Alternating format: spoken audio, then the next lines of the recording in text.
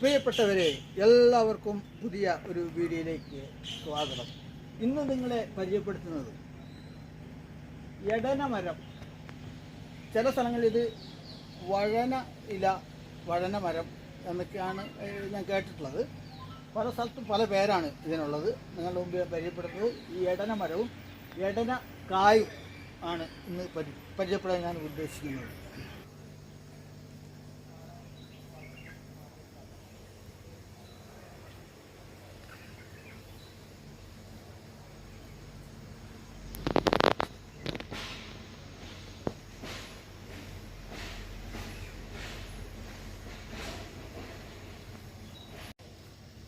ഈ എടന പൂവ് ഇതിപ്പോൾ പൂത്ത് നിൽക്കുന്ന സമയമാണ്.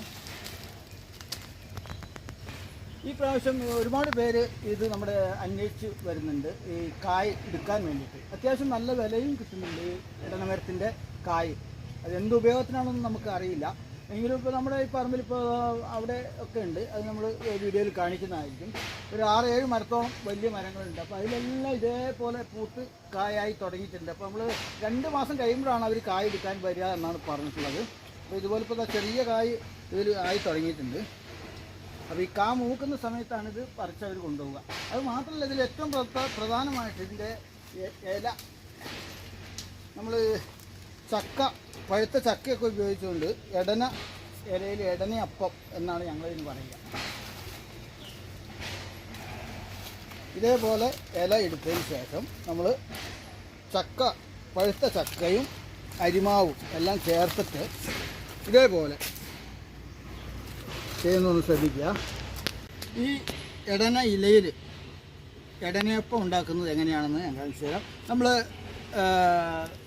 അരിമാവ് എടുക്കുക, അതിന് ശേഷം പഴുത്ത ചക്ക അതും യോജിപ്പിച്ചുകൊണ്ട് നമ്മളിതുപോലെ മാവ് ഉണ്ടാക്കുന്നു. ഞാനിപ്പോൾ മണ്ണിലാണ് കാണിക്കുന്നത്, നിങ്ങളെ പരിചയപ്പെടുത്തുന്നത്.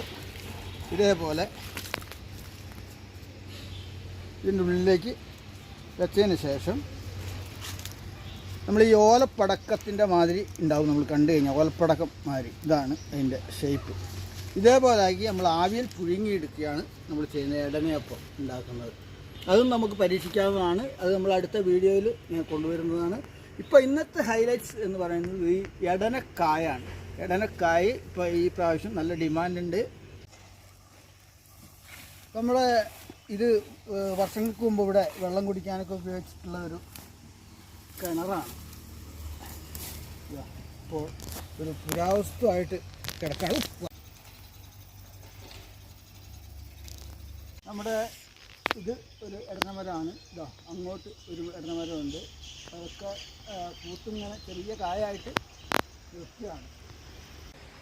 നമ്മുടെ ഇന്നത്തെ വീഡിയോ എടനയും എടനപ്പൂവും എടനക്കായും എടന ഇലകൾ കൊണ്ട് അപ്പം ഉണ്ടാക്കുന്ന രീതിയും എല്ലാം നമ്മൾ ഈ വീഡിയോയിൽ വന്നിട്ടുണ്ട്. അപ്പോൾ ഇന്നത്തെ ഈ വീഡിയോ നിങ്ങൾക്ക് എല്ലാവർക്കും ഇഷ്ടമായി എന്ന് കരുതുന്നു. അടുത്തൊരു വീഡിയോയായി വീണ്ടും കാണാം. Okay.